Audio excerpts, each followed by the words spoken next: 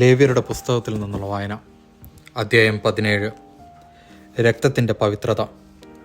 കർത്താവ് മോശയോട് കൽപ്പിച്ചു, അഹ്റോനോടും പുത്രന്മാരോടും ഇസ്രായേൽ ജനത്തോടും പറയുക, കർത്താവ് കൽപ്പിക്കുന്നു, ഇസ്രായേൽ ഭവനത്തിലെ ആരെങ്കിലും കാളയെയോ ചെമ്മരിയാടിനെയോ കോലാടിനെയോ പാളയത്തിനകത്തോ പുറത്തോ വെച്ച് കൊല്ലുകയും ശ്രീകോവിലിന് മുമ്പിൽ കർത്താവിന് കാഴ്ചയായി അർപ്പിക്കുന്നതിന് സമാഗമ കൂടാരത്തിൻ്റെ വാതിൽക്കൽ അതിനെ കൊണ്ടുവരാതിരിക്കുകയും ചെയ്താൽ അതിൻ്റെ രക്തത്തിന് അവൻ ഉത്തരവാദിയായിരിക്കും. രക്തം ചൊരിഞ്ഞ അവൻ സ്വജനത്തിൽ നിന്ന് വിച്ഛേദിക്കപ്പെടണം. ഇത് ഇസ്രായേൽ ജനം മൃഗങ്ങളെ തുറസായ സ്ഥലത്ത് വെച്ച് ബലിയർപ്പിക്കാതെ കർത്താവിന് മുമ്പിൽ സമാഗമ കൂടാരത്തിൻ്റെ വാതിൽക്കൽ പുരോഹിതൻ്റെ അടുത്ത് കൊണ്ടുവന്ന് സമാധാന ബലിയായി അവിടത്തേക്ക് അർപ്പിക്കുന്നതിന് വേണ്ടിയാണ്. പുരോഹിതൻ അവയുടെ രക്തം സമാഗമ കൂടാരത്തിൻ്റെ വാതിൽക്കൽ കർത്താവിൻ്റെ ബലിപീഠത്തിന്മേൽ തളിക്കുകയും മേധസ് കർത്താവിന് പ്രീതികരമായ സൗരഭ്യത്തിനായി ദഹിപ്പിക്കുകയും ചെയ്യണം. അവർ ആരുടെ പിറകെ വേശ്യാവൃത്തിക്കായി നടന്നിരുന്നുവോ ആ പിശാചുക്കൾക്ക് ഇനി ബലിയർപ്പിക്കരുത്.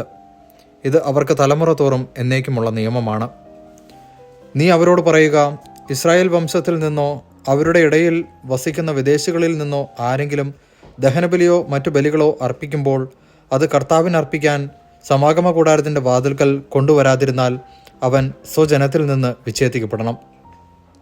ഇസ്രായേൽ വംശത്തിലോ അവരുടെ ഇടയിൽ വസിക്കുന്ന വിദേശീയരിലോ ഉള്ള ആരെങ്കിലും ഏതെങ്കിലും തരം രക്തം ഭക്ഷിച്ചാൽ അവനെതിരെ ഞാൻ മുഖം തിരിക്കും. അവനെ ഞാൻ സ്വജനത്തിൽ നിന്ന് വിച്ഛേദിച്ചു കളയും. എന്തെന്നാൽ ശരീരത്തിൻ്റെ ജീവൻ രക്തത്തിലാണിരിക്കുന്നത്. അത് ബലിപീഠത്തിന്മേൽ ജീവനു വേണ്ടി പാപപരിഹാരം ചെയ്യാൻ ഞാൻ നൽകിയിരിക്കുന്നു. അതിൽ ജീവനുള്ളതുകൊണ്ട് രക്തമാണ് പാപപരിഹാരം ചെയ്യുന്നത്. നിങ്ങളോ നിങ്ങളുടെ ഇടയിൽ വസിക്കുന്ന വിദേശീയരിൽ ആരെങ്കിലുമോ രക്തം ഭക്ഷിക്കരുതെന്ന് ഞാൻ ഇസ്രായേൽ ജനത്തോട് പറഞ്ഞത് അതുകൊണ്ടാണ്. ഇസ്രായേൽ ജനത്തിൽ നിന്നോ അവരുടെ ഇടയിൽ വസിക്കുന്ന വിദേശീയരിൽ നിന്നോ ആരെങ്കിലും ഭക്ഷിക്കാവുന്ന ഒരു മൃഗത്തെയോ പക്ഷിയെയോ വേട്ടയാടി പിടിച്ചാൽ അതിൻ്റെ രക്തം ഊറ്റിക്കളഞ്ഞ് മണ്ണിട്ട് മൂടണം. എന്തെന്നാൽ എല്ലാ ജീവികളുടെയും ജീവൻ അവയുടെ രക്തത്തിലാണ്. ഒരു ജീവിയുടെയും രക്തം ഭക്ഷിക്കരുതെന്ന് ഞാൻ ഇസ്രായേൽ ജനത്തോട് പറഞ്ഞിരിക്കുന്നതും അതുകൊണ്ട് തന്നെ. ആരെങ്കിലും അത് ഭക്ഷിച്ചാൽ അവൻ ജനത്തിൽ നിന്ന് വിച്ഛേദിക്കപ്പെടണം. ചത്തതിനെയോ കാട്ടുമൃഗം കൊന്നതിനെയോ ഭക്ഷിക്കുന്നവൻ സ്വദേശിയോ വിദേശിയോ ആകട്ടെ തൻ്റെ വസ്ത്രം അലക്കി കുളിക്കണം. വൈകുന്നേരം വരെ അവൻ അശുദ്ധനായിരിക്കും. അതിനുശേഷം ശുദ്ധനാകും.